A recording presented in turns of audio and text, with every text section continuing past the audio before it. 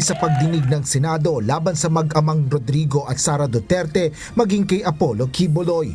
Mantakin mo dahil sa mga statement nitong kupal na batang to, dahil sa mga statement nito, nakakulong ngayon si Pastor Apollo Quiboloy.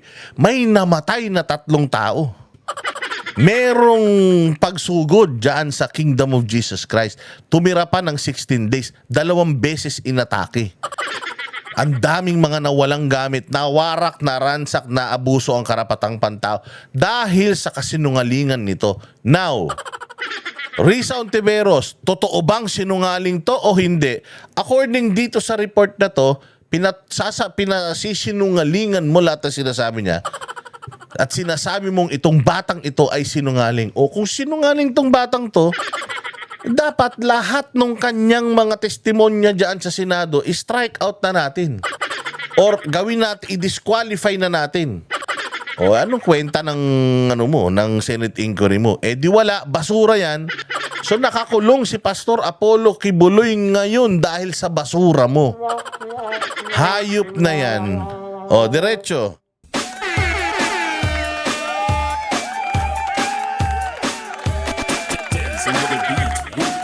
DJ Glenn on the mix. Marcos Bangag, Marcos Bangag, Marcos Bangag, Marcos Bangag, Ayong, magandang hapon. Bangag, Bangag, Marcos Bangag, Marcos Bangag, Magandang hapon. Mga kababayan, ito na naman ang inyong pabili na kapaboritong fake news peddler sa balat ng YouTube. Kamusta ang mga buhay-buhay? Hoy, kamusta ang buhay-buhay mga banateros worldwide? Ito na naman po ang inyong Boss D. Another day, another uratan session.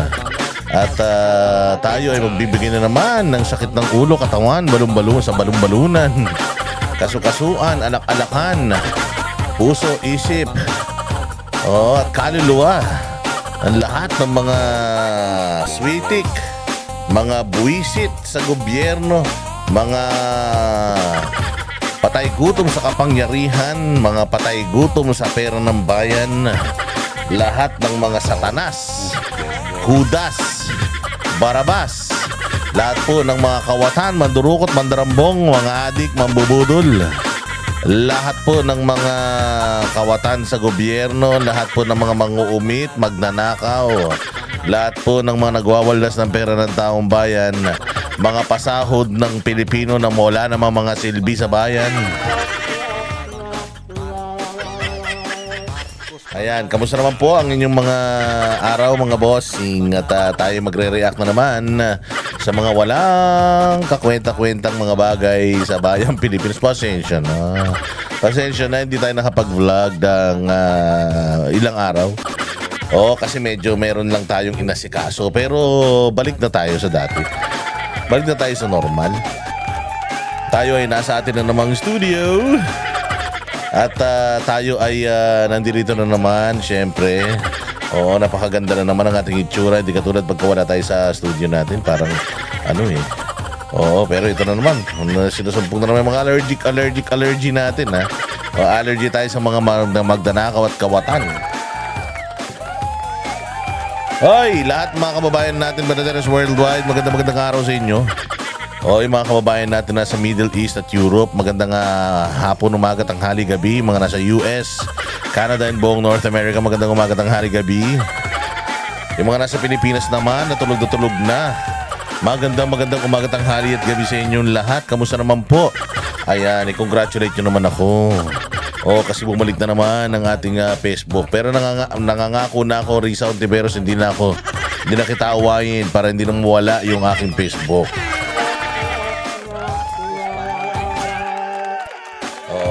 Ay nako, hirap-hirap pala talaga nang wala kang social media. Kasi pag wala kang social media, although merong YouTube, parang mas mabilis talaga dito sa Facebook tingin-tingin ng mga issues. Tsaka pulso ng bayan, yun ang importante. Napaka-importante pala talaga social media.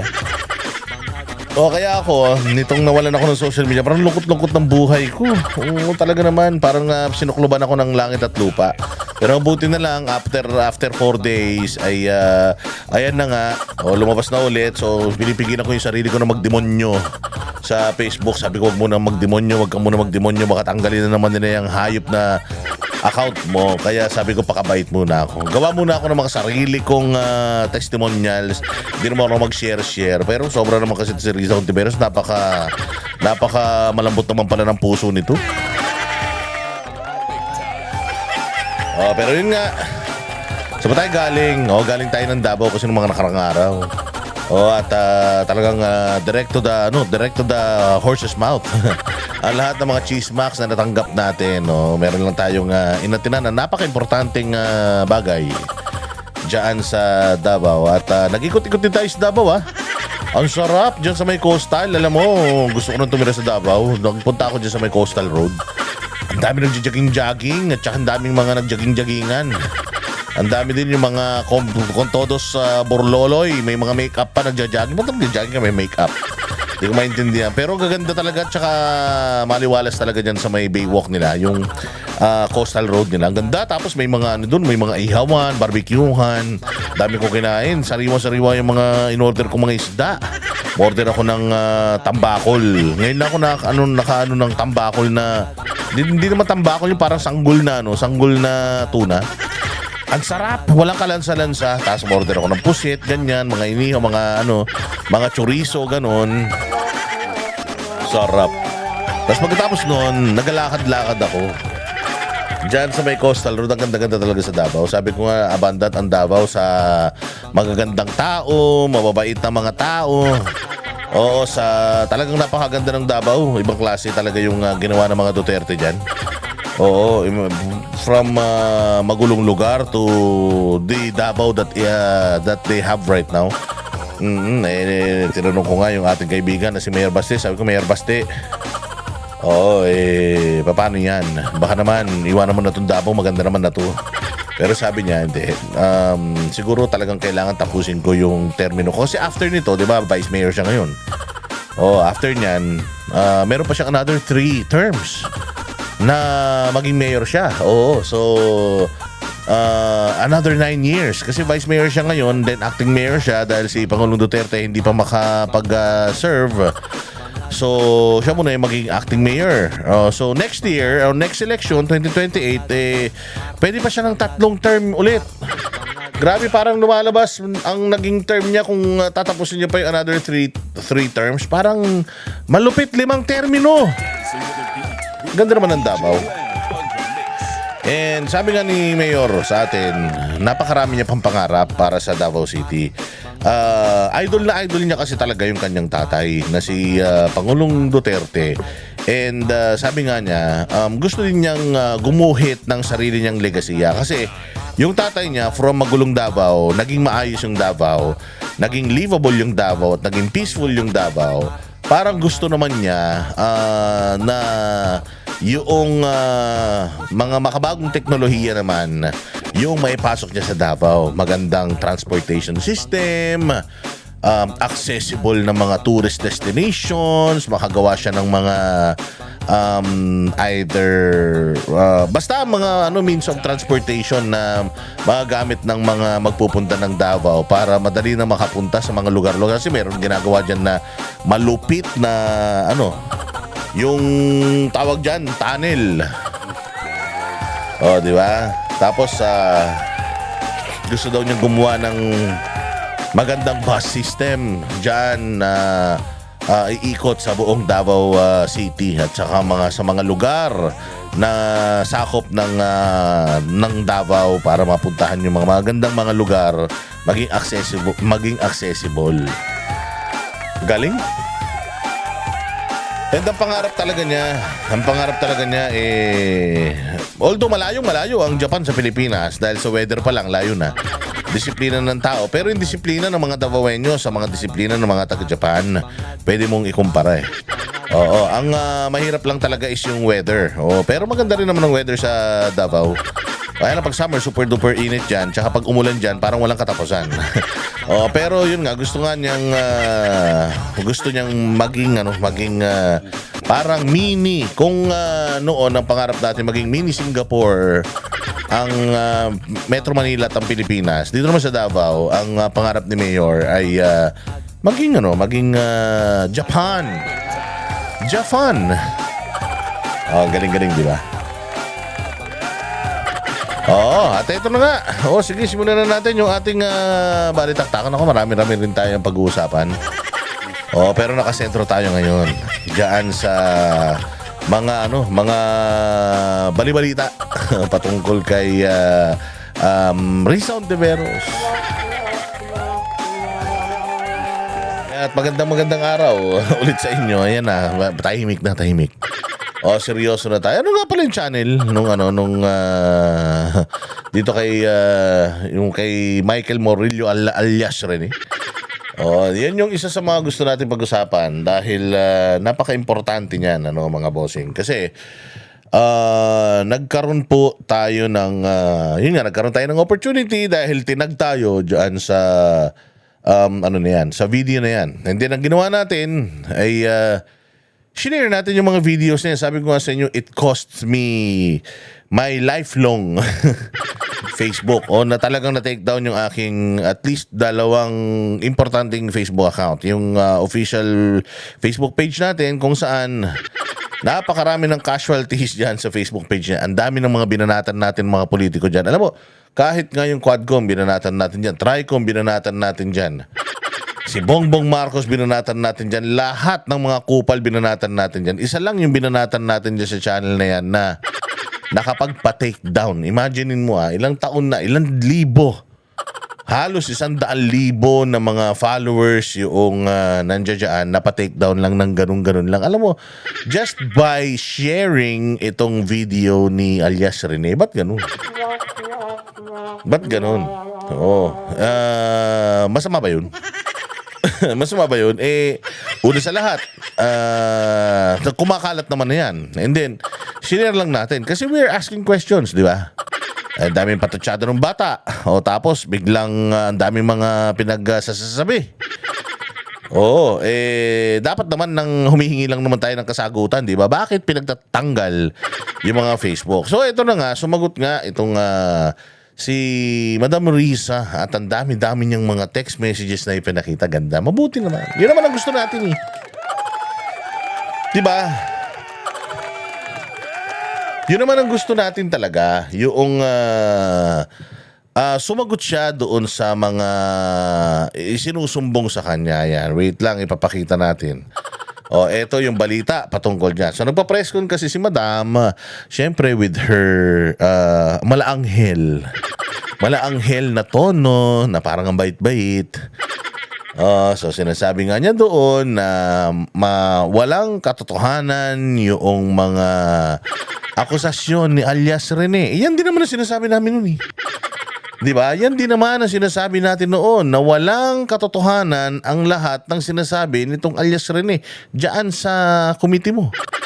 Pero ikaw talaga naman, ikaw ay paniwalang-paniwala at ikaw ay talagang ginamit mo pa itong mga pinagsasabi nitong alias Rene na ito para hiyain si Pastor Kibuloy, para makabuok, para i-contempt mo siya, para siya ay iyong ipa-hunting kay General Torre. Kasi siya talaga yung siya yung nag-issue ng contempt orders. Pinapahuli niya itong si Pastor Apollo Kibuloy dahil dito sa hearing at dahil dito sa statement nitong alias Rene na ito. Noon sinasabi namin sinungaling, ayaw mo niwala. Sinasabi namin hindi totoo pinagsasabi ng alias Rene na yan. Diyan sa committee hearing mo noong pinipersecute mo political itong sila Pastor Apollo Kibuloy, Kingdom of Jesus Christ. Dinamay mo pa si Senator Bongo Bato at saka si VP Sara dahil nagkakabutan daw ng baril. Di ba sinasabi namin, dinidebunk namin, nagpunta kami sa may Glory Mountain. Doon sa Glory Mountain, pumunta kami sa helipad. Doon sa helipad, tiningnan namin yung tent na sinasabi niya kung saan siya naka-assign. Ang layo, as in super layo, hindi tanaw ng mata mo, kilometro layo. Noong helipad, papunta doon sa may tent na yun. At saka yung tent, nandoon siya sa taas, sa may golf course. Yung helipad, nandoon sa may baba, sa may mismong entrance. So papaanong from doon sa taas nakita niya na may bit na baril na ibinibigay di umano kay Pangulong Duterte tsaka kay Inday Sara, di ba? Di ba yan yung mga statement niya? O meron pa siyang statement noon na kapag ka siya daw ay hindi na kapag siya daw ay hindi nakakakota, sinasampal daw siya ni yung kanyang sinasabi na si Cristina. Tapos siya din, sinasabi natin na hindi ganun, hindi totoo yun, walang ganun. Tinanong pa natin yung mga bawat members ng KOJC na, kayo ba pagka hindi kayo nakakabenta, sinasampal kayo? Wala naman daw ganun nangyari. Sinabi niya pa na siya ay dyan naka-assign sa SMNI at siya ay kumbaga parang researcher dyan. Natanong naman natin yung mga taga-SMNI kung kilala nila to. Kilala nila to dahil member pero never daw yan na na-assign dyan sa SMNI dyan sa Makati. At never daw siyang nakapunta dyan. Kasi nga parang sinasabi niya na magdamag daw siyang dyan, magdamag daw siyang magre-research sa mga balita, tapos magtitinda pa siya, pag hindi siya nakakota, Google pin siya. Ganon yun, tapos pinaparusahan daw siya sa Glory Mountain, ganon yung mga pinagsasasabi niya na dinibank natin yan noon. Risa Ontiveros, dinibank namin yan noon. Di ba? Yung mga aliporis mo, ayaw maniwala. Ikaw mismo, ayaw maniwala sa pagdibank namin, hindi ba? Tinuloy-tuloy mo pa rin yung hearing, tinuloy-tuloy mo pa rin yung mga statement ng mga tao dyan, pagtatanong na kunyari, ngayon mo lang tinanong, pero alata naman na pinractice niyo yan. So patuloy sila nagsisinungaling yan. Noon pa namin sinasabi, Risa Ontiveros, na sinungaling yung mga testigo mo. Sinungaling yung mga testigo mo, di ba? Lahat yan, si alias Amanda, yan, di ba? Sinasabi natin na napakalabo ng mga pinagsasabi nila. Because even yung mga co-members nila dyan can debunk yung mga pinagsasabi nila dyan.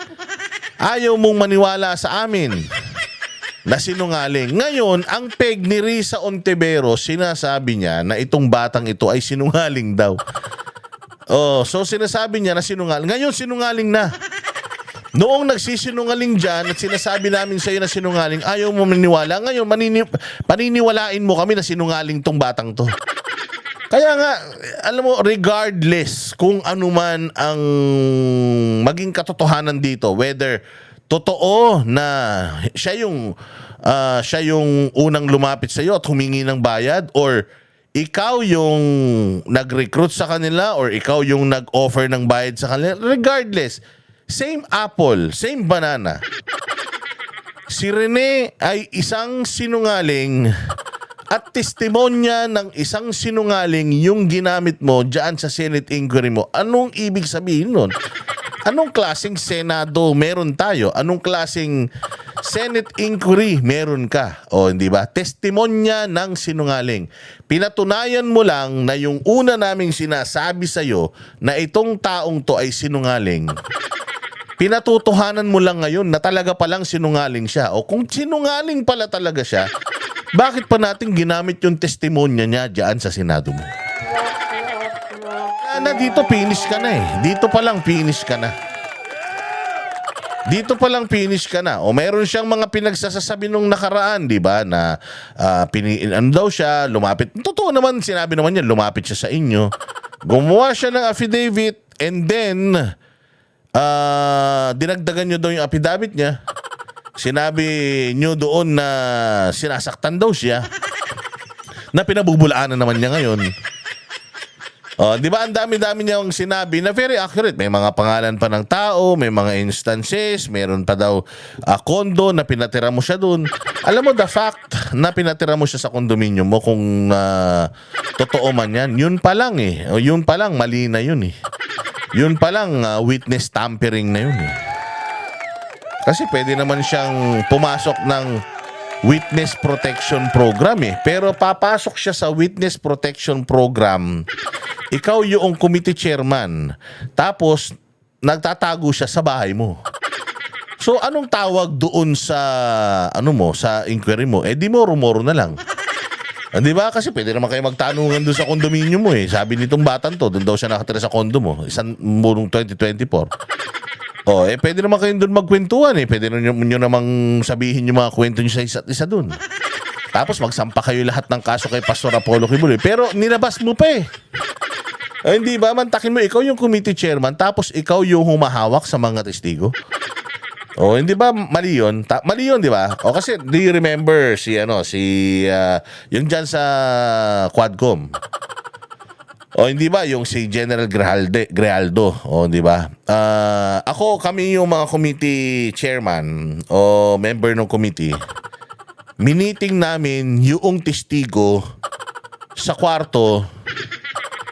Tapos parang lumalabas na according to Colonel, meron daw pinapaamin sa kanya na hindi naman niya pwedeng aminin.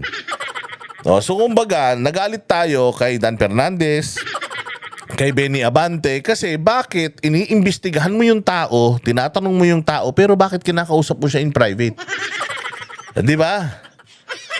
Kasi para saan pa na nag-hearing kayo, pwede niyo naman tanungin lahat sa hearing, bakit kailangan niyo pa siyang kausapin closed doors? Di ba? Ano yun eh? Palpak yun eh. Maling-mali yun eh, na you are tampering or you are parang having, parang nag-ano na kayo, meron na kayong rehearsal. Masamang-masama po yun. Ito pa kaya, sinasabi ng bata na sa'yo siya nakatira. Sa'yo siya nakatira. Sa condominium mo daw siya nakatira. Yun ang sinasabi niya. So, doon pa lang, palpak na. Ikaw yung committee chairman, tapos yung ginigisa mo na resource person, ikaw yung nag-aalaga.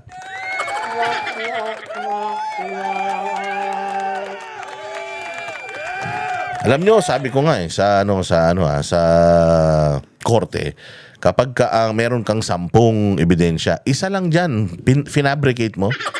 Lahat ng ebidensya mo, kahit siyam doon tama, yung isa lang ang mali, lahat yun, basura. So, ibig sabihin, sa lahat-lahat ng mga testigo mo dyan, at isa itong si alias Rene na testigo mo. Isa to si alias Rene na testigo mo. Ibig sabihin, kung ginamit mo yung testimonya ng isang sinungaling, kasinungalingan, yaang iyong committee hearing.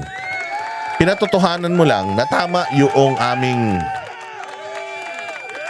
aming sinasabi na itong alias Rene na ito ay sinungaling, na hindi ka naniniwala na sinungaling, ngayon pinatutunayan mo na sinungaling talaga siya. Kung sinungaling siya, ginamit mo yung testimonya niya, ulit-ulit natin sasabihin to, kung sinungaling ito at ginamit mo yung testimonya ng isang sinungaling, ibig sabihin yung committee hearing mo, yung resulta ng committee hearing mo, puros kabulastugan at puros kasinungalingan. Anong ha na naman? Oo nga, anong ha? Totoo, di ba? Pakinggan natin itong balitang ito at reaksyonan natin yung mga sasabihin niya. Binayaran po ako ni Senri Sauntiveros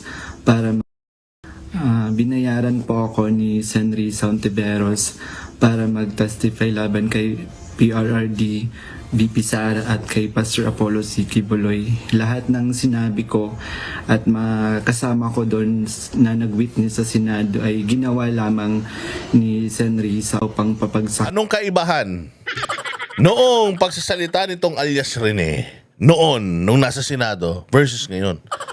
Nung nasa Senado siya, nakasalamin, nakasombrero, naka-face mask. Tapos may binabasa. Sa kanyang testimonya ngayon, wala siyang binabasa, dire-diretso, kabisado niya kung sino-sino yung mga player. Kabisado niya kung sino-sino yung mga kausap, yung mga ka-meeting, yung mga detalye na nangyari na nakita natin lahat nung siege.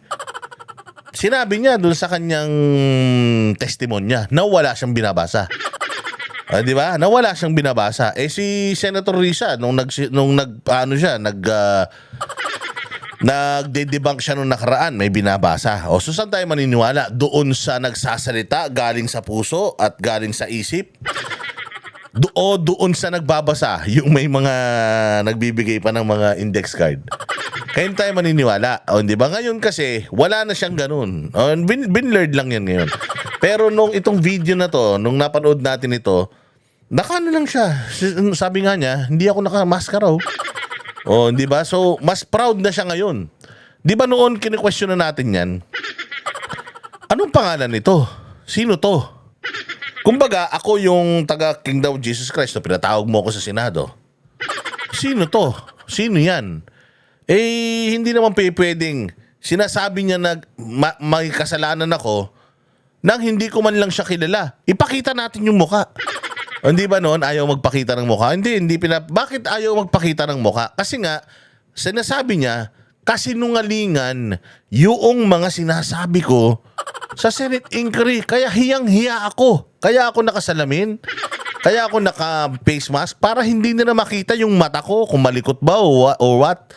Pero just by putting shades and mask, it means you're not proud doon sa iyong statement doon sa Senado. Eh bakit ngayon wala na siyang ganun? Kasi proud na siya dahil nagsasabi na daw siya ng totoo.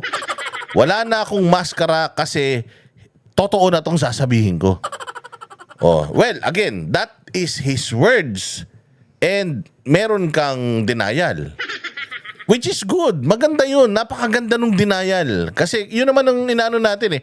Magpaliwanag ka, Risa, sa sinasabi nito. Then, dininay niya. Ito pa yung mga ibang video. Akin si Pastor at ang buong kingdom at kunin ang kanilang mga ari-arian. Ngayon po ay hinahanap at tinatakot ako ni San Risa. Yun. So, hinahanap siya at tinatakot. Okay, hinahanap siya at tinatakot. Okay?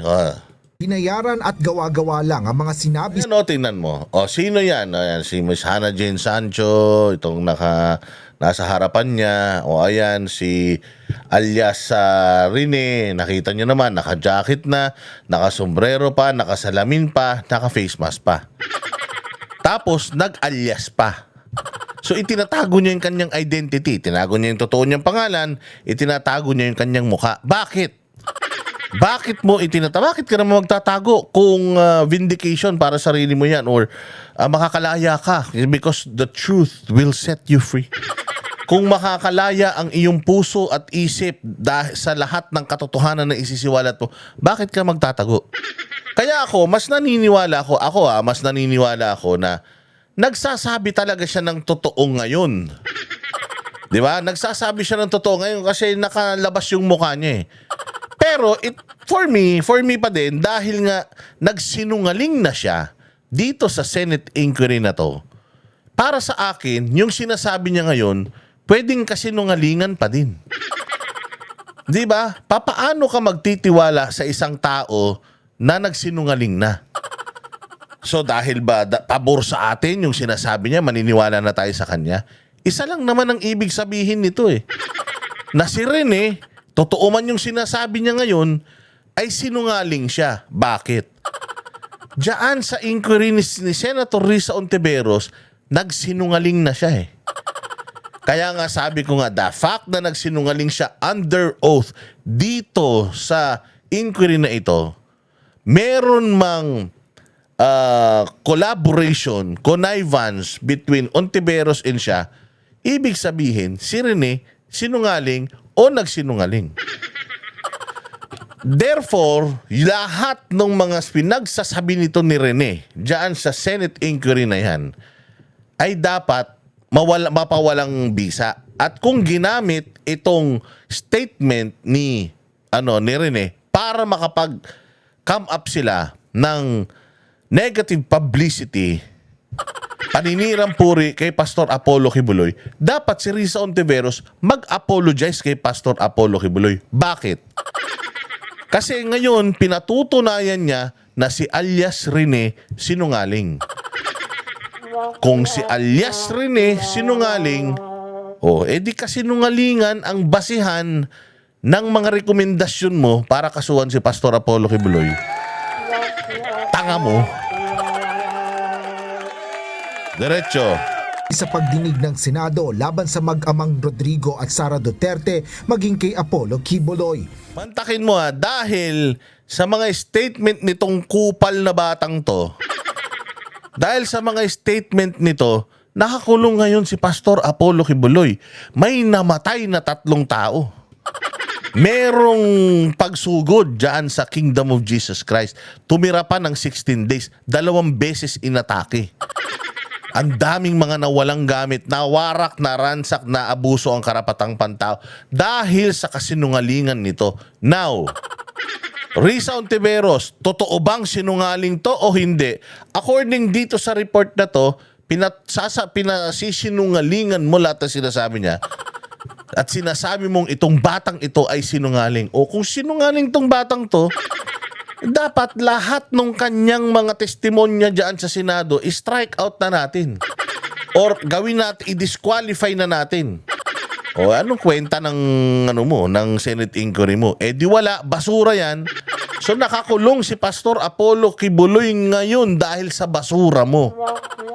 Hayop na yan. O diretso. Ito ang pahayag ni Michael Maurilio na nagpakilalang alias Rene nang tumistigo ito sa pagdinig ng Senado noong February 2024. Kaugnay ito ng investigasyon sa mga umano'y pang-aabuso ng Kingdom of Jesus Christ o KOJC leader na si Kibuloy. Bunsod nito, ipinilisinta ni Senador Risa Ontiveros ang palitan ng email sa pagitan ng kanyang opisina at ni Michael Maurilio. Ayon kay Senador Ontiveros, si Maurilio ang nauna at paulit-ulit na nagpadala ng mensahe sa kanila Na unang nagpadala ng mensahe, lumapit sa'yo. Anong ginawa mo? In-entertain mo. Hinaus mo. Di ba? O, ginawan mo siya ng sworn affidavit niya. Naging testigo siya dyan sa'yo. O, so, noon, nagsasabi siya ng totoo, ganon. Ngayon, na bumaliktad na siya, hindi na siya nagsasabi ng totoo, ganon. So kapag yung sinusumbong niya pabor sa'yo, nagsasabi siya ng totoo. Pero pag ikaw na, yung sinasabi niyang masama, hindi na totoo yung sinasabi niya, ganon. So let's just agree. Or can we just agree, Senator Risa Ontiveros, that Maurilio alias Rene tawag dyan? Si alias Rene ay isang sinungaling. Can we agree?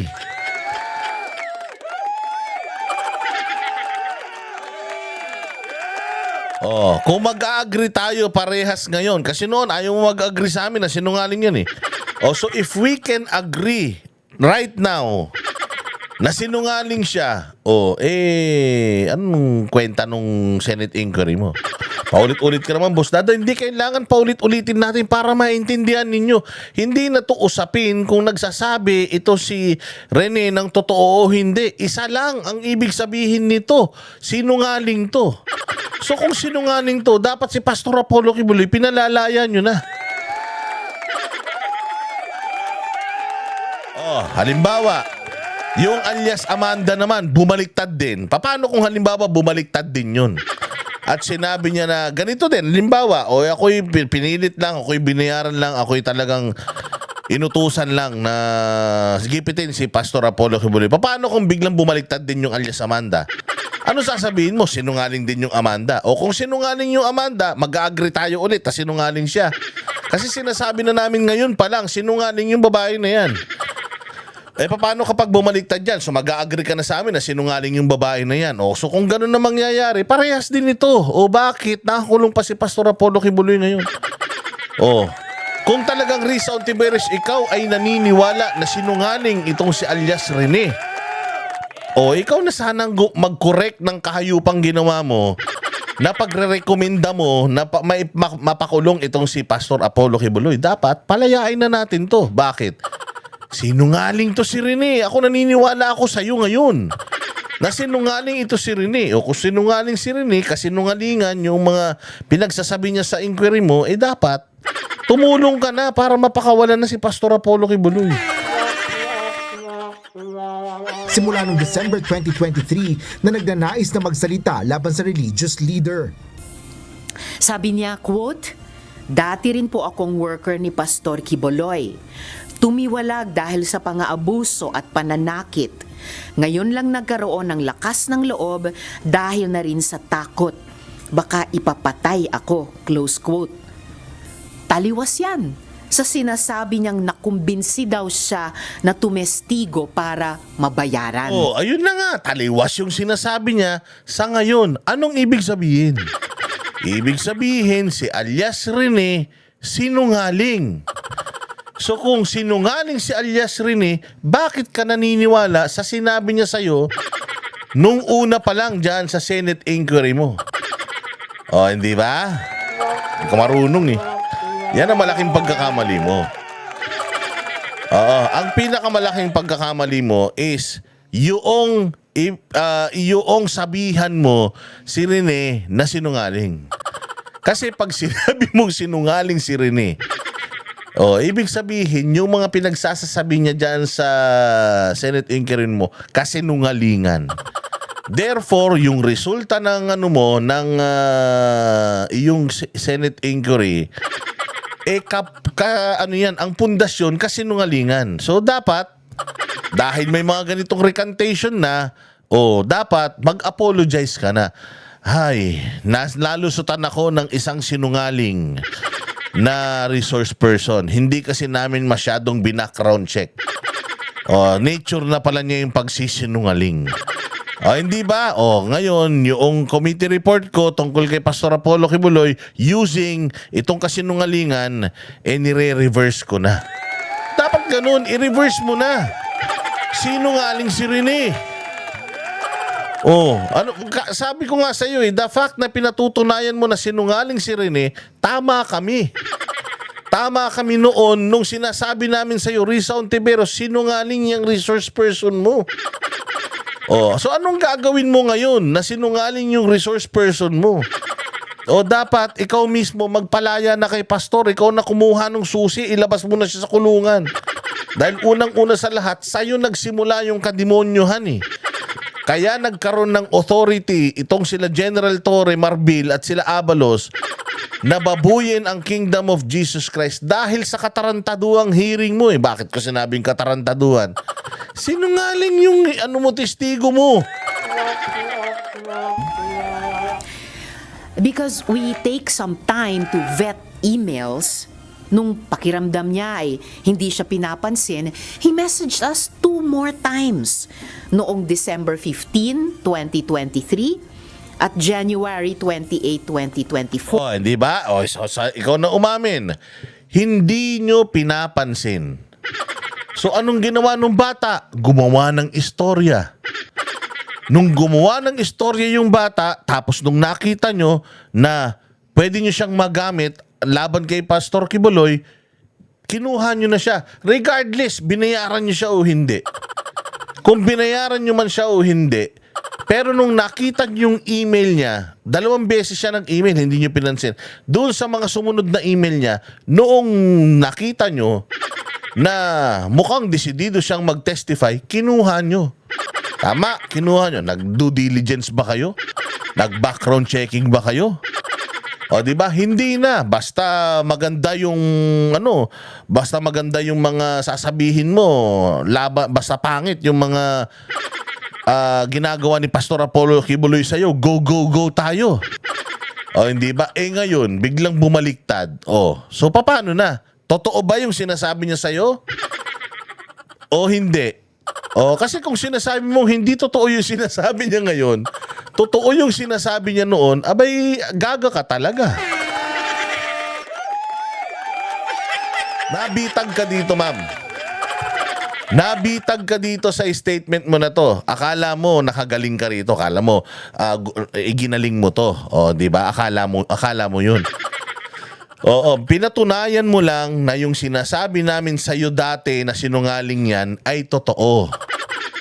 So napasukan ka ng sinungaling na resource person. Walang kwenta, basura ang Senate inquiry mo, madam. Kaya kung ako sa iyo, i-reverse mo na yan. Reverse it hanggat kaya mo pa. And then tama yung ginagawa mo. File cases against this person. Kasi sinisira ka niya eh.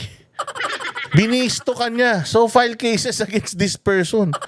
Kasi yun naman ang gusto namin mangyari. The reason why inilabas namin yun is because sobrang bait mo sa mga sa mga pagpapakilala mo sa tao. Pero according sa sinabi ng bata, meron kang kademonyohan na itatago sa katawan mo. Pero hindi ako naniwala doon sa bata Pero ibinalita ko to para makarating sa iyo. At sana sumagot ka. Ayan, sumagot ka.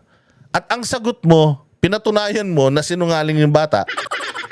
O, di tapos ang usapan, kasi sinungalingan yung sinasabi ng bata, sinungaling yung testigo mo, di i-reverse mo na yung, yung findings ng committee mo. 4. Nasaan dyan ang pinilit?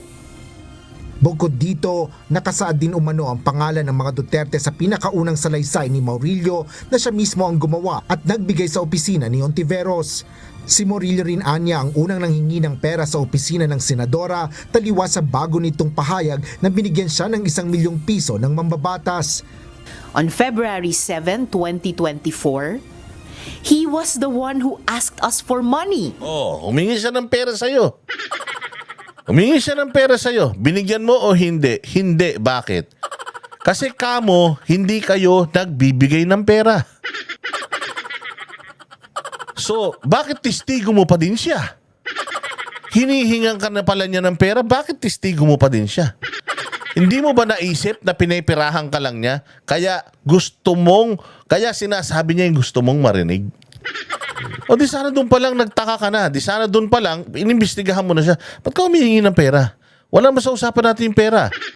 Kumakain ka naman dito sa rest house, ah. Oh, ang sarap naman ng tulog mo, nakakondo ka pa. Para saan yung pera? O nung hinihingan ka na sana niya ng pera, sana nalaman mo na.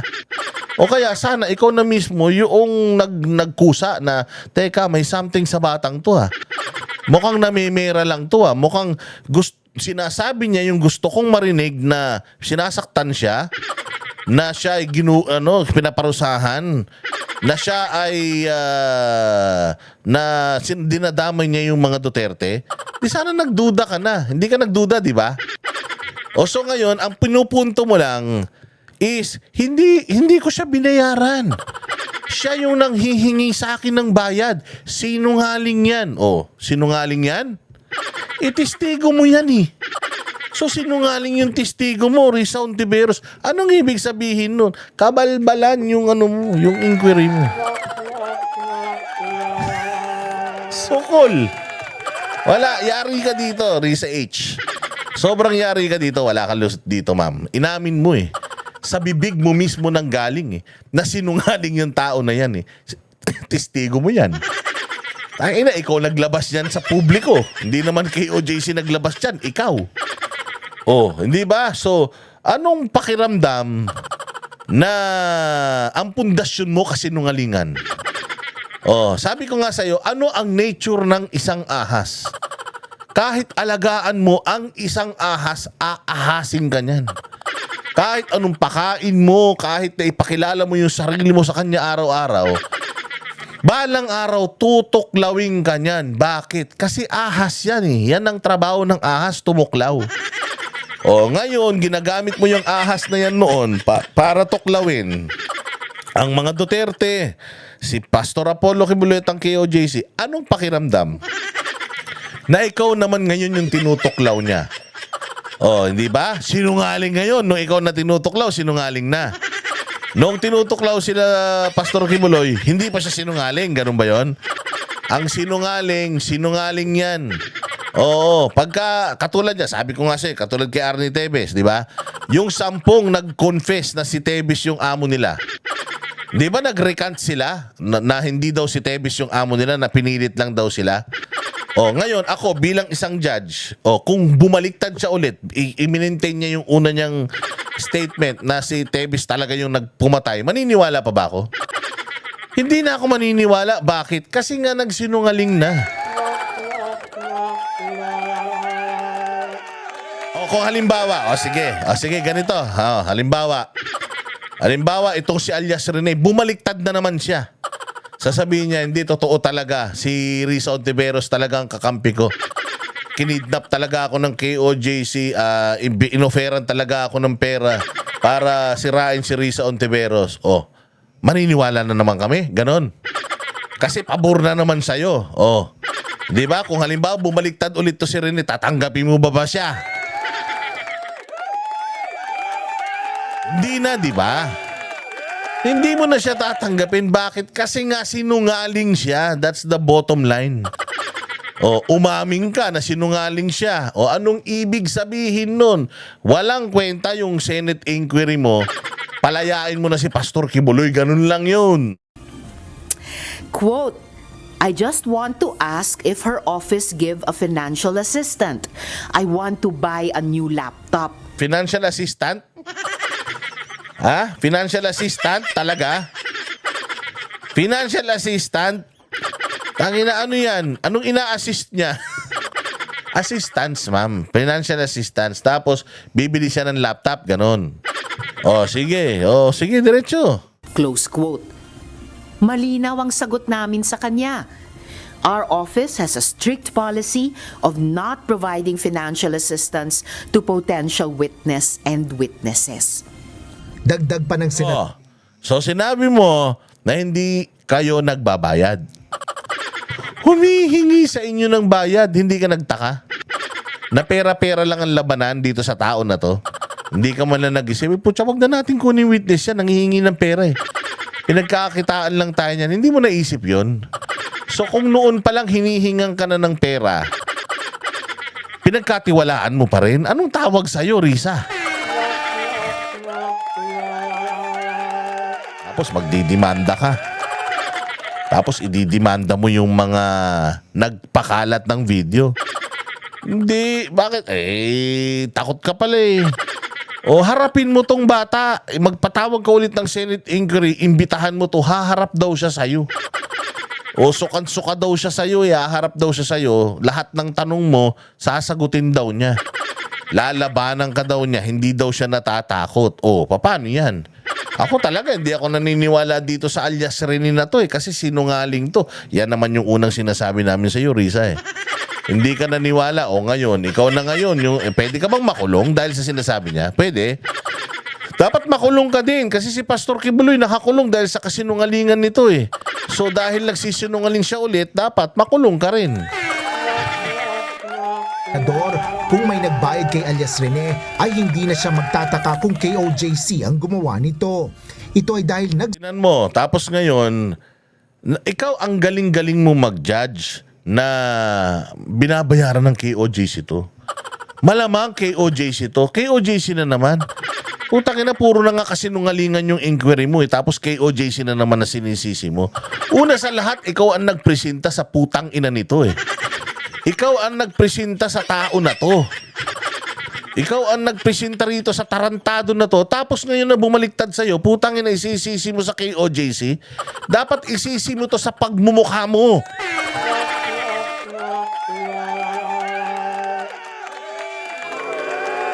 Gaga ka pala eh. Isisi mo to sa mukha mo. Ang kagaling ng mga tao mo, di ba? Ba't hindi nila na-check na sinungaling to? Isisi mo to sa kanila. Huwag mo isisi sa KOJC. Nananahimik KOJC. Hinayop nyo na nga eh. Utang ina ninyo. Hinayop nyo na. Pinakulong nyo na yung leader. Finraise nyo na yung asset. Mga hayop kayo. Kung ano-ano mga kasong pinagaano nyo. May mga namatay pa dito. Binalasubas nyo na nga.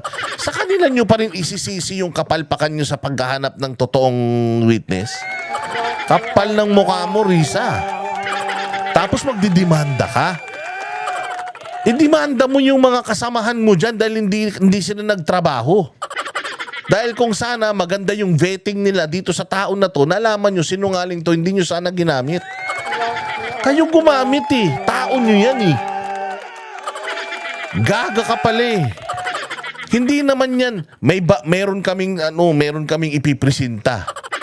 Tapos sisiraan si Risa Ontiveros. Hindi naman ganun eh. Ikaw ang nagpresenta dyan para siraan ng KOJC. Tapos ngayon na bumaliktad, putang ina, KOJC pa rin sisisihin mo. Sobra ka na. Wala ka ng ibang pwedeng sisihin kundi Duterte tsaka KOJC. Luka-luka ka pala eh. Sumbong rin si Murillo na kinukumbinsi at hinaharas siya ng mga kakilalang KOJC member na bawiin ang kanyang pahayag kapalit ng malaking pera, pagtatago sa kanya at pagbibigay ng magaling na abogado. Michael also claims that I threatened him. Yet, on June 22 and 23, 2025, just this month, just last week, Michael was the one frantically messaging my staff. Sabi niya, quote, "Help me. Kinidnap ako at tinatakot ako ng kingdom. Dito ako kinulong sa Glory Mountain. Send rescue now. Sineryoso ni Senador Ontiveros ang mga mensahe ni Maurilio at ipinadala ito sa Philippine National Police sa Davao para sa agarang aksyon. Bagaman Oh, tinan mo. Di ba? Sinabi kinidnap. Oh, nag-operate kagad kayo. Pumunta ka kagad sa PNP. Yung PNP, umaksyon naman. Putang ng bilis. Ang bilis umaksyon ng PNP. Samantalang tagal-tagal na ng mga missing sabongeros. Hanggang ngayon, wala pa silang nakikita. Pero ito, action kagad ang PNP. Pumunta kagad sa, sa Glory Mountain. Hinahanap kagad itong tao na to. O, di ba?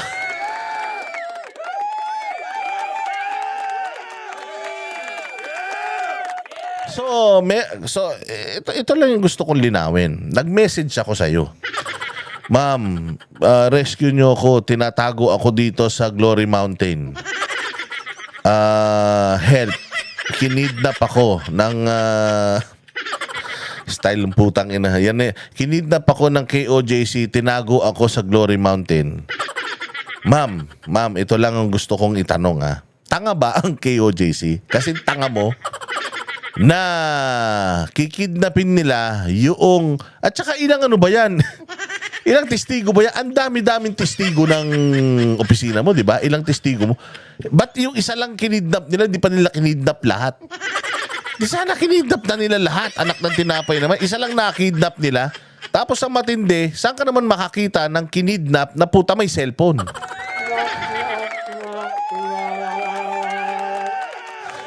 Tayo na kabalbalan talaga eh. Saan ka makakakita ng kinidnap na may cellphone?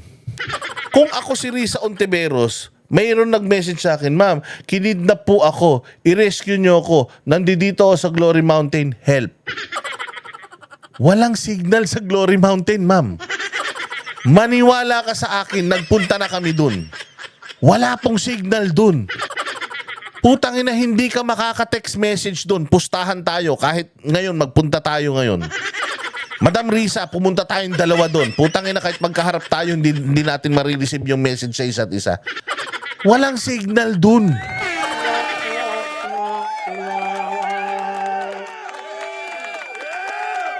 Sana man lang, nagpunta naman na doon yung mga pulis, nag-raid na sila doon noon eh. Alam ng mga pulis, walang signal doon. Di sana sinabi, ha? Nag-text yung bata, nasa doon sa Glory Mountain. Tangin lang yan, wala sa Glory Mountain yan. Kasi wala signal sa Glory Mountain, paano makakapag-text yan?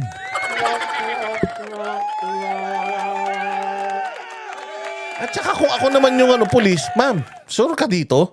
Putang ina, sinong kinidnap na may cellphone? Puta, pag kinidnap ka, usually nakatali ka, di ba? Katali ka, nakapiring ka, ganyan, nakaposas ka, di ka makapag-cellphone. Yan ang unang hahanapin sa'yo. Putang ina to, baka may listening device to mabibisto tayo. Putang ina, mangingidnap lang ako, bibigyan ko pa ng cellphone o iwanan ko pa ng cellphone yan. Sentido ko mon. Risa Ontiveros. So, nagano ka kagad? Tinawag mo sa PNP? Meron akong testigo, kinidnap. Nag-message sa akin. Alam pa kung... Putang ina, saan ka nakakita ng kinidnap? Alam kung saan siya dadalhin at saan siya dinala. Baba na tayo. Nandito na tayo sa destinasyon kung saan ka namin itatago dahil kinidnap ka namin. Dito ka sa Glory Mountain, ha? Pag may nagtanong sa'yo, nasa Glory Mountain ka, putang ina, hindi ka kinidnap, nag-excursion sila.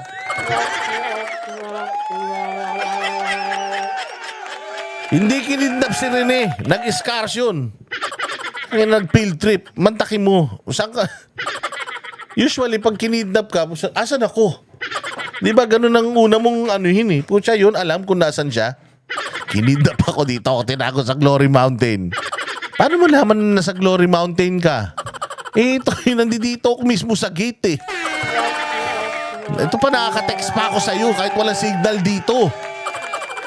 Tangina, kagaguhan talaga. Tawa nga, sabi ko nga sa'yo, narinig ko itong sinasabi ni Risa, tawa ako ng tawa eh. Pucha naman, sabi ko, alam mo, ayaw kong maniwala sa sinasabi mo, Risa, kasi alam ko sinungaling ka naman talaga eh. Kasi noong unang-una na ito si Rene, kakampi nyo pa, tuwan-tuwa ka kay Rene. Ngayon, galit na galit ka na kay Rene. Oh, pero pinapakita mo lang gaano ka-incompetent yung opisina mo. Gagawa lang kayo ng istorya mali-mali pa. Pusta tayo. Sasabihin mo, hindi naman, boss na, dapat ako pinagagalitan mo. Siya nagsabi nun. Kaya nga ganun kakatanga, naniwala ka kagad. Baka naman yung nag-text sa'yo na kinidnap.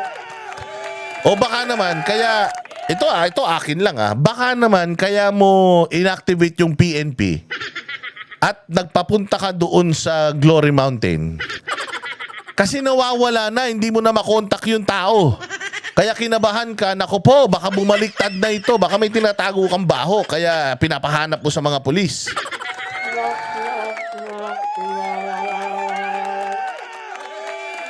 Tama.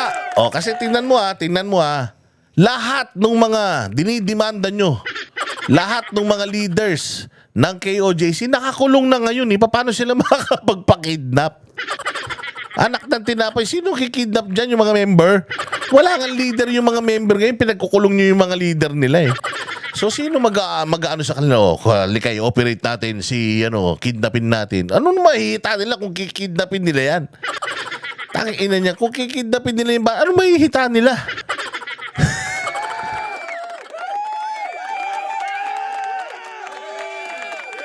Kung kikidnapin nila yan, hindi na yan nakapagsalita ngayon, patay na yan. Kung, syempre, testigo yan Para mapatahimik mo yung testigo, pinakamaganda, maglaho siyang parang bula.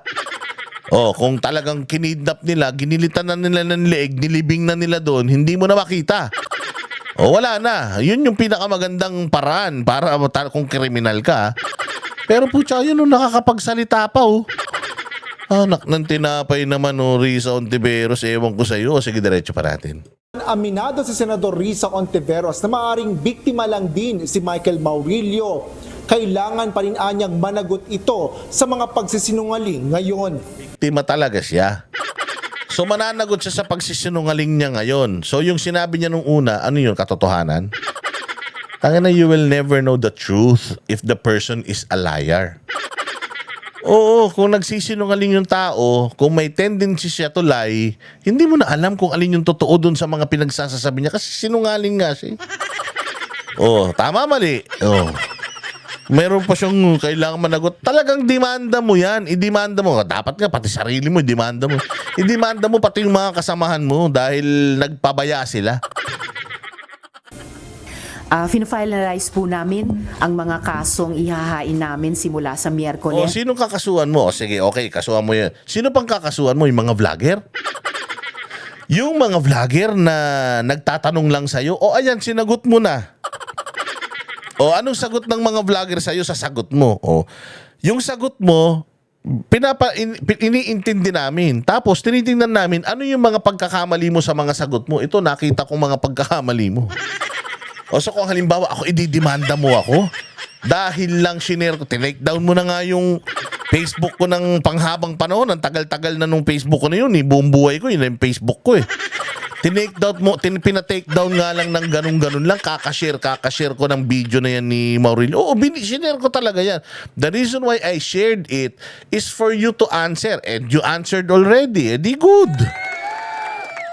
Kaya mo naman palang sumagot. Ba't magdidemanda ka pa? Hindi ba? Patutunayan mo lang naman na sinungaling si Rene. Bakit magdidemanda ka pa? Nasaktan ka ba? Nabisto ka ba? Hindi ba? Masyado bang masakit yung mga revelasyon ni Rene sa'yo? Bakit magdidemanda ka?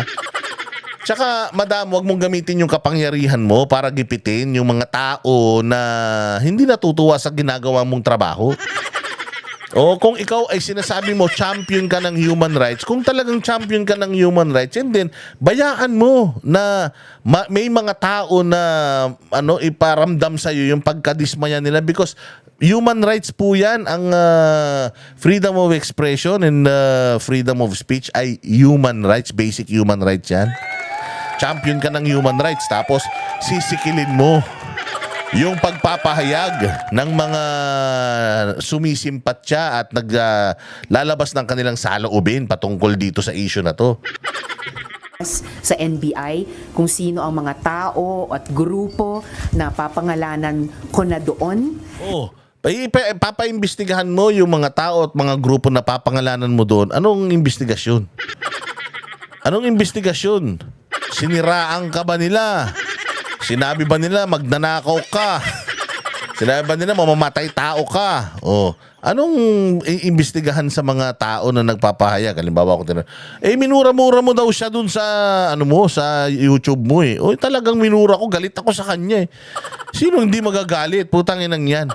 Saan ka makakita yung video niyan ni alias Rene? Pag shinare mo, matitake down yung account mo. Pucha yan, sobrang unfair naman yan, di ba? Eh, on the first place, bakit na-share yan sa Facebook? Kung hindi mo pwedeng i-share. Anak ng tinapay. Yung post, may share, may like, may comment, shinare mo. Ibig sabihin, pwede mong i-share, may share eh. Kung walang share yun, hindi mo pwedeng i-share. O, hindi ba? O, so, nung nag-share, pucha, take down yung account. Makatao ba yan? O, hindi ba? Tapos ngayon, ikaw galit na galit, pupunta ka sa NBI. Lahat ng mga nag-share, lahat ng mga nag-content, gusto mong idemanda ng ano? Dahil nagpapahayag sila ng kanilang saloobin patungkol sa balita, dahil nagre-react sila sa balita. Hindi ba? Sila ba yung gumawa ng balita? O, di ba? Sila ba yung nag-record nitong video na to at nagpakalat? O, hindi ba? Kumalat na yun sa social media bago namin reactionan yan eh. Oh, nagre-react ka na nga ngayon. So, ibig sabihin, effective yung pag-share ng video kasi nagre-react ka na. O, ang tanong, yung gagawin mo bang pagdidemanda sa mga taxpayers na nagpapasweldo sa'yo, oo, na hindi masaya sa performance mo, sa tingin mo, trabaho ng senador yan? And we will give you the final details before or on the day that we will file that complaint. At kasunod po niyan, gaya ng nabanggit ko kanina, naghahandaan na rin po kami ng mga criminal complaints. O, di ba? Tatakutin nyo ngayon. Ngayon, gagamitin mo yung opisina mo. Gagamitin mo yung taxpayers' money to go after the taxpayers who are just merely reacting sa video na kumakalat sa social media. Unang-una sa lahat, again, wala pong Rene. Walang alias Rene kung wala kang inilabas na alias Rene. Okay, malinaw. Walang alias Rene kung hindi mo siya nilabas. Pakinamin dyan. Hindi namin kilala yan. Nakilala lang namin yan dahil sa'yo. Tapos ngayon magagalit ka sa amin. Sa'yo galing yung tao na yan. Kung sana binusalan mo yan, inalagaan mo maigi, o kaya sana hindi ka kumuha ng sinungaling na resource person dyan sa inquiry mo, mabigyan mo lang ng kasalanan si Pastor, ang mga Duterte. O hindi ba, para lang sana sa pangarap nyo, hindi sana kayo gumawa ng ganyan, hindi sana, walang ganito. Kaninong galing si Rene? Kaninong anak si Rene? Sa'yo.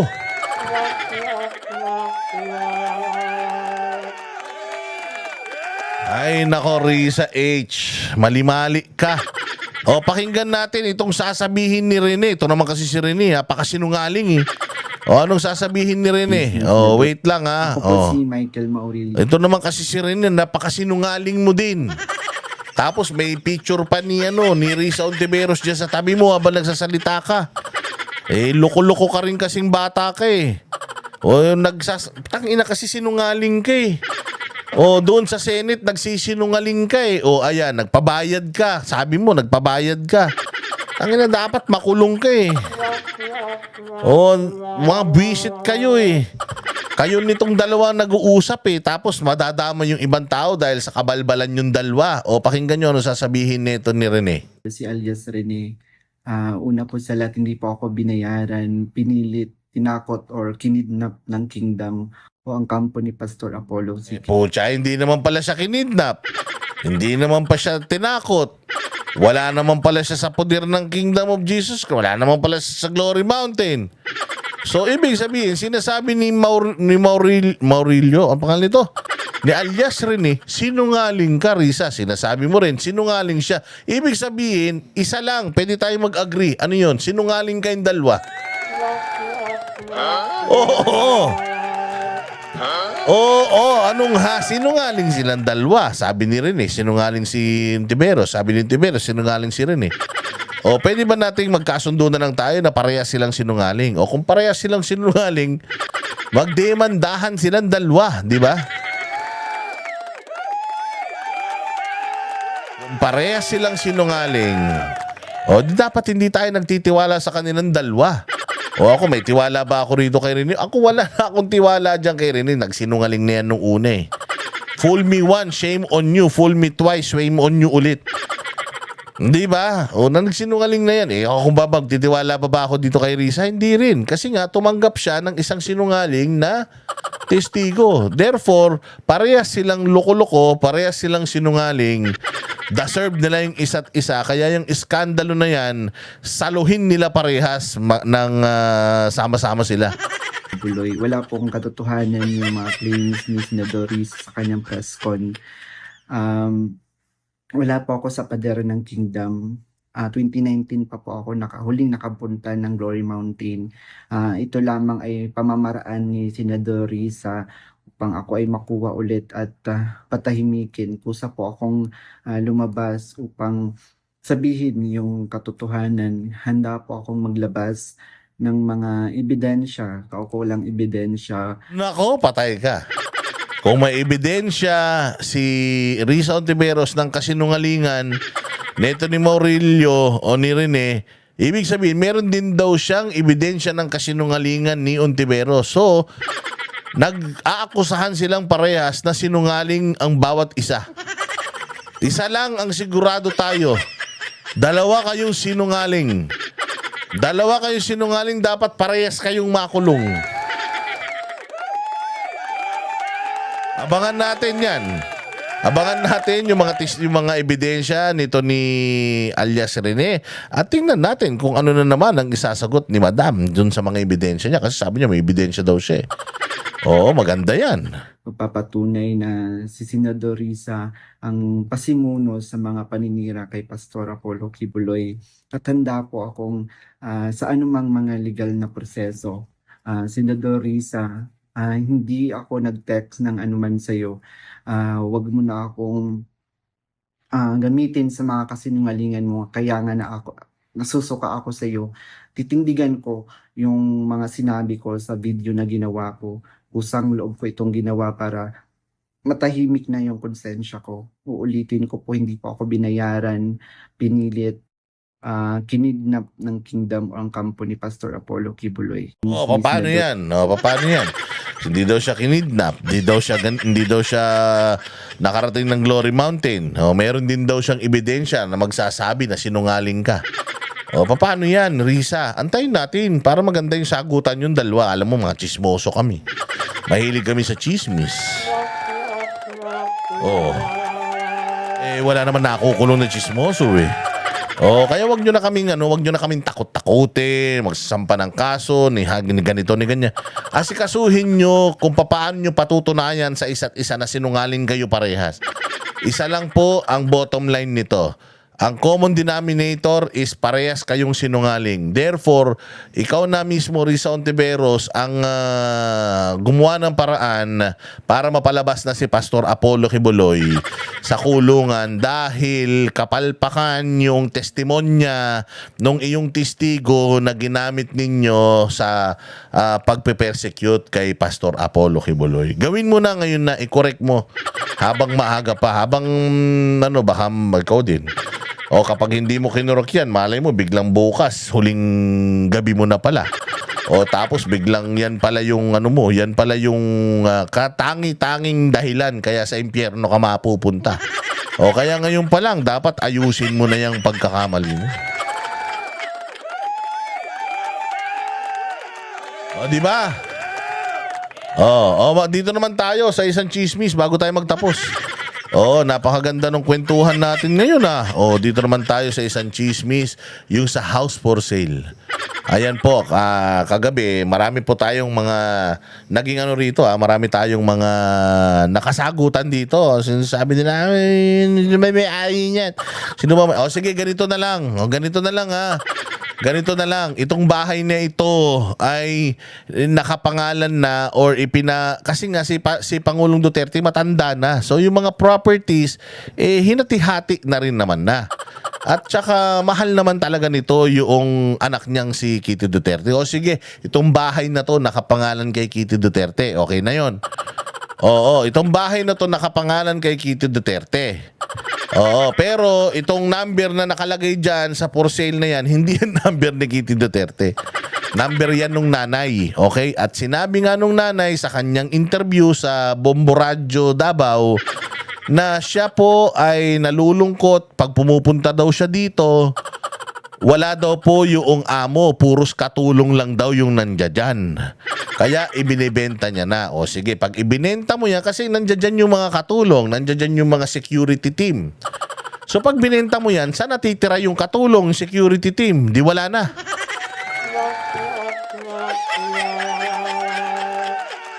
At saka ibibenta mo yan dahil lang nalulungkot ka? Unang-una sa lahat, hindi mo man bahay yan. Bahay yan ni Kitty. Unless si Kitty mismo nagsabi na ibenta na yan. Pero I believe si Kitty hindi niya ibibenta to. Iconic tong bahay na to. Tsaka, kailangan ba ni Kitty ng pera? Ang dami-dami pera nung bata na yun, di ba? Kita mo yung mga Hermes niya, yung mga mamahaling gamit niya, mga diamante niya. Kasi nga may trabaho yung bata. Meron yung batang mga endorsement, di ba? So hindi kailangan ng pera nun. Ba't binibenta? Di ba? Yun. Kaya nga yun yung inaano natin na bagamat itong bahay na to ay nakapangalan kay Kitty. Nagre-request tayo, Ma'am Kitty, wag mo naman benta tong bahay na to. Alam ko sa iyo yan. Wala naman kami pakialam. Pero maganda, wag mo na ibenta. Kasi mahal yan ng taong bayan. Mahal mo tatay mo, di ba? Tatay mo, buhay pa naman. Tsaka yung tatay mo, nagre-request tayo, bring him home. Bring him. Paano daw bring him home? Wala na siyang bahay. Marami pa naman bahay. May bahay si Pulong, si Baste, may bahay pa naman si Inday, may bahay din naman si Kitty. Pwede naman nilang kunin yung tatay niya. Pero gusto ng tatay nyo dito tumira eh. Bigyan na natin to sa kanya.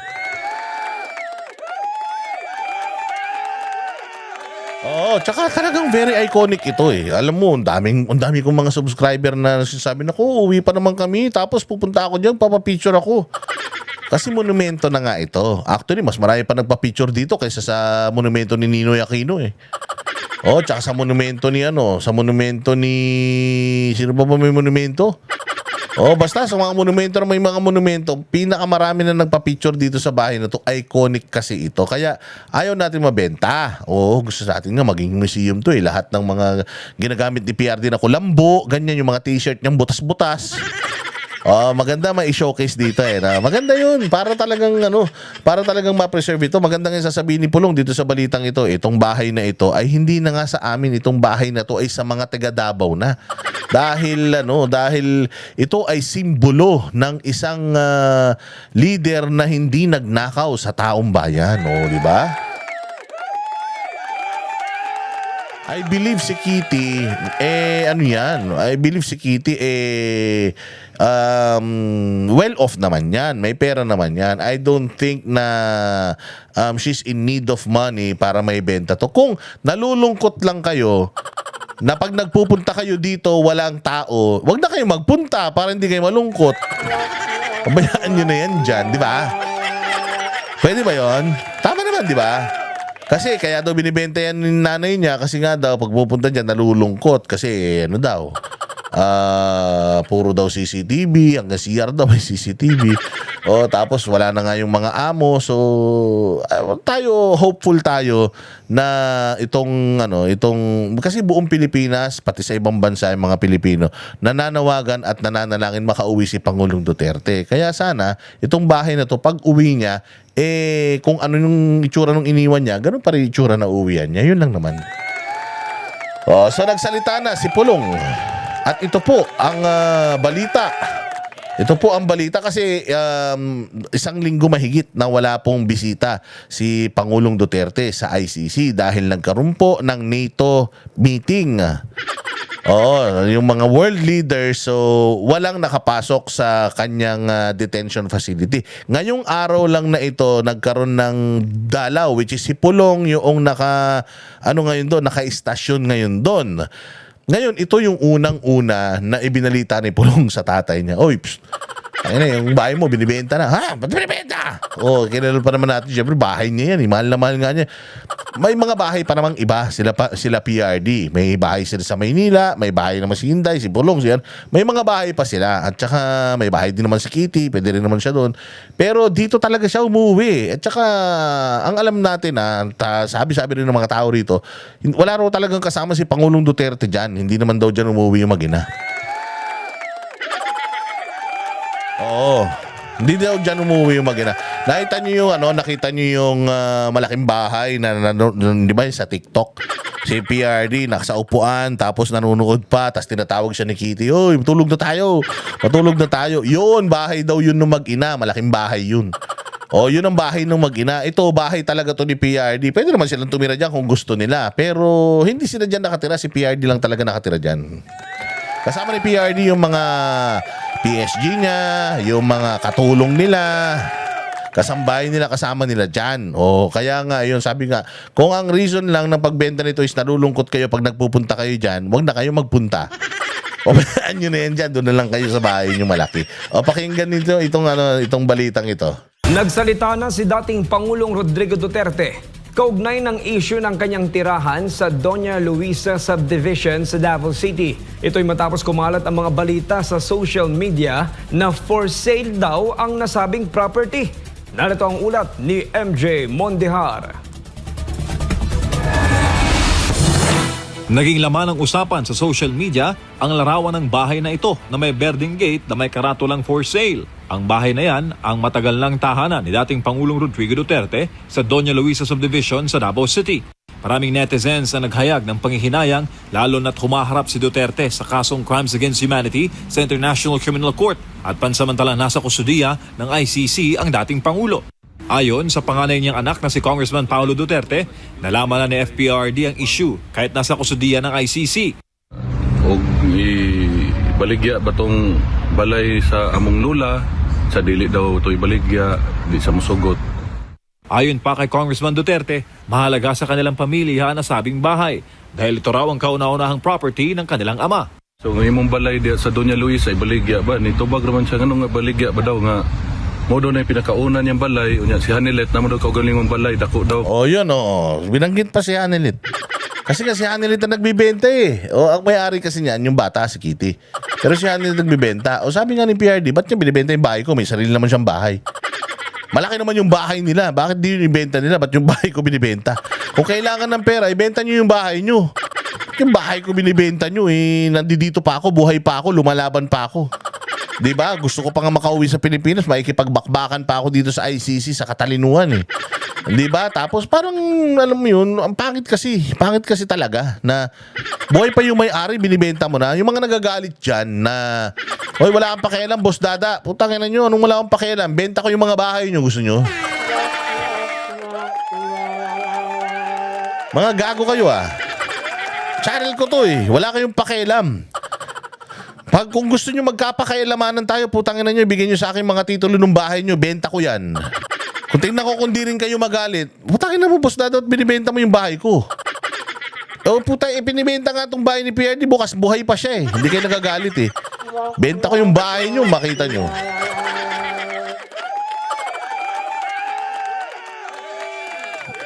Pag yung mga magagalit sa akin, ilagay nyo yung mga address nyo dyan. Ilagay nyo yung mga address nyo, pupuntahan ko kayo, nanakawin ko yung mga panty nyo. Bibenta ko sa Baklaran, matutuwa kayo niyan? Boss dada, puta, binenta mo yung panty ko, hindi pa ka nalalaban yan. Ayun na nga, hindi ba, lagi kayo may dahilan, Si Pangulong Duterte, ayaw niyang ibenta yung bahay niya, bahay ko yan Minano ko pa yung sa nanay ko Tsaka, nabili ko nga yung katabing bahay sa kapatid ko yan, nabili ko nga yan Sarili kong pera yung ginamit ko dyan pinamana ko yan sa inyo. Pag namatay ako, saka nyo na ibenta. Buhay pa ako, putay na, binibenta nyo na. Pag uwi ko, saan ako titira? Sa kalsada. Hindi naman ganun sabi ni PRD. Ako lang yun, palamura ko eh. Oo. So yun nga sinasabi dito ni Pulong. Oo, anong sabi ni Pulong? Yun ang pinakauna niyang bahay. Ayan, sumagot siya, bakit daw ibibenta? Ayan, sinabi daw niya, yung bahay mo sa Doña Luisa, binibenta ba? Ibebenta ba? Tinanong niya pa nga kasi bakit binibenta ni Hanilet? Meron mo bang basbas yun? Bibenta ba? Sabi niya, ha? Ba't bibenta? Ito, ulitin natin, Ang imong balay diya sa Doña Luisa ay baligya ba? Nitubag naman siya nga baligya ba daw nga mo daw na yung pinakauna niyang balay unya si Hanilet na mo daw kaugalingong balay dako daw. So mo to yung tubag. So di daw niya pabaligya. Di daw pala babaligya.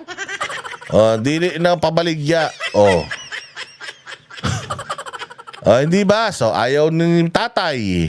Ayaw ni Pulong. Ayaw ni Basti. Pinunit ni Basti yan eh. Yan yung house and lot for rent eh. Pinunit niyan ganun. Ayaw ko niyan. Amin yan eh. Hindi ba? Sige na. Sinabi ko talaga yun. Marami naman nakakita sa kanya. Tumigil nga kayo. Sabi mo, ikaw talaga boss Dada. Chinichismis si Basti. Marami nakakita sa kanya. Tinira niya yung for sale.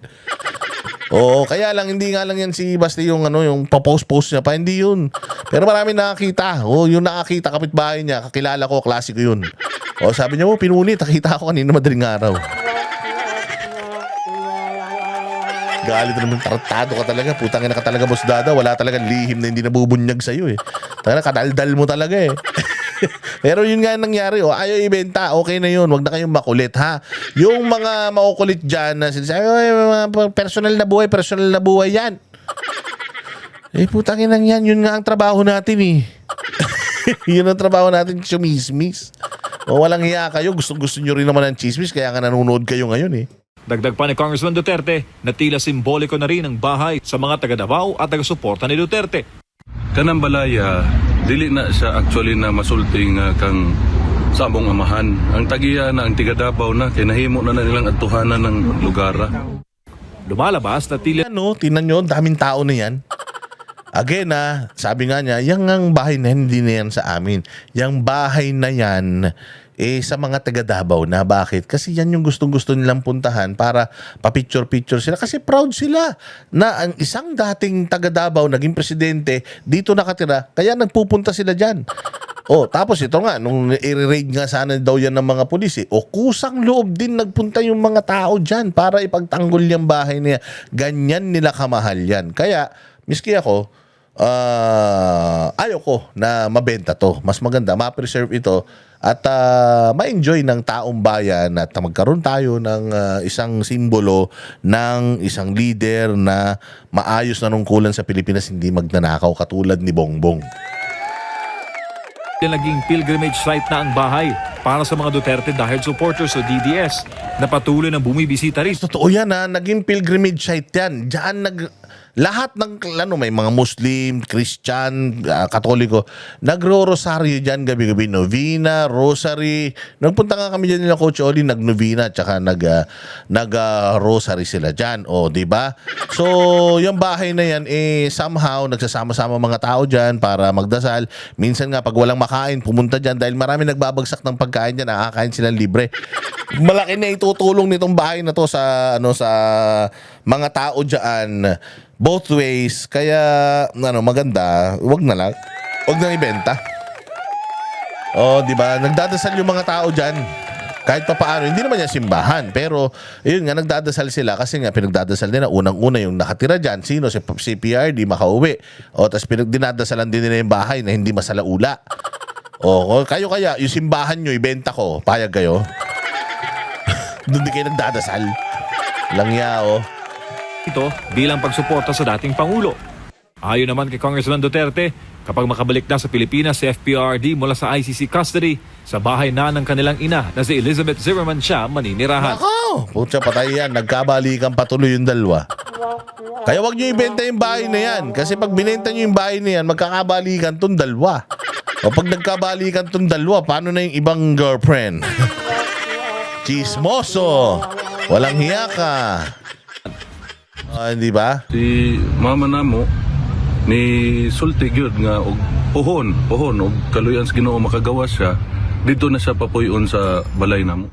Para sa Diyos sa Pilipinas. Yun, palakpakan. Di ba? So at least, hindi na mabibenta. Ayaw ni PRD, ayaw ni Pulong, and hopefully, ayaw din ni Kitty, di ba? Siyempre, love na love niya yung papa niya eh. So hopefully, ayaw din ni Kitty, di ba? Itong number na to, number ni Hanelit yan, yari kayo. Pinost nyo pa. Ano yan? Yung numero na yan, si Hanelit na nagbebenta, hindi naman kanya, sa anak naman niya yun eh. Bago, Ma'am Hanelit, huwag mo na ibenta yan. Pag nagpupunta ka naman dyan sa dahig, ang gaganda ng mga bag mo, mamahalin. Unahin mo na ibenta yun. Baka, syempre, sikat ka rin naman. Baka pag ikaw may-ari ng bag, binenta mo, baka doble na yung presyo nun. Di ba?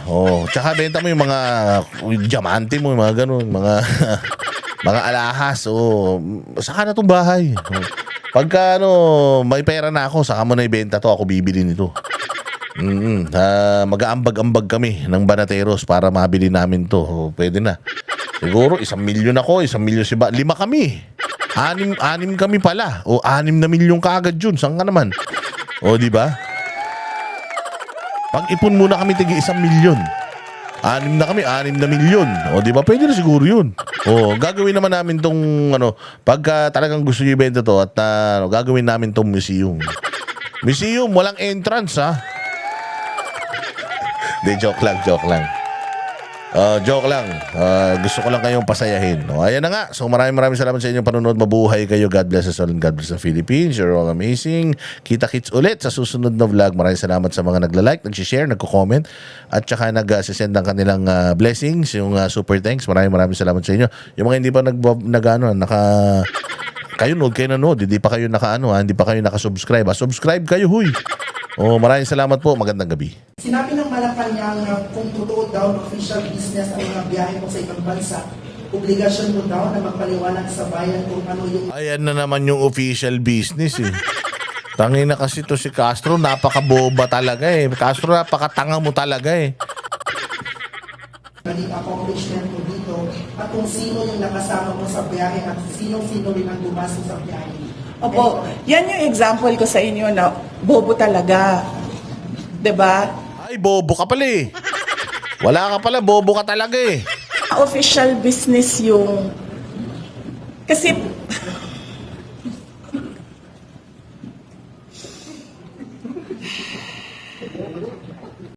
Kami ang boses ng masa, hindi natatakot. Katotohanan lang, di kami nalulunod. Walang bahid ng sismis, lahat ay totoo. Kahit sino ka pa, pag mali ka babanatan ka. Walang pinipili kulay, wala kaming kinikilingan. Basta para sa bayan, kami lalaban. Pag tama palakpakan, pag mali banatan. Di matitinag, di matatakot, para sa bayan tuloy ang sigaw. Sa harap ng kamera, walang halong takot.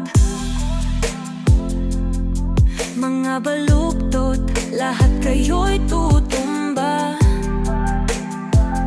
Ang hustisya at totoo, yun lang ang mahalaga. Kahit sinong harang, di kami matitinag. Walang pinipiling kulay, wala kaming kinikilingan.